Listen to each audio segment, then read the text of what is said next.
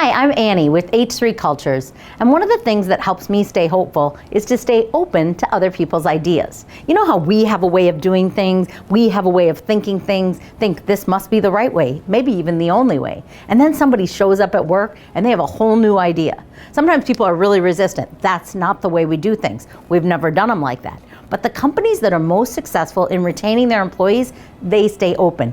Even to the new employees. They say, hey, what do you think? You've got fresh eyes. What are you seeing that we're missing? How could we do things better? Or make better connections with our clients? Or serve our customers better? You see, when you stay open to someone else's ideas, it keeps that person hopeful because they feel heard and valued, but also keeps you hopeful because you go, hey, what if we could do it better?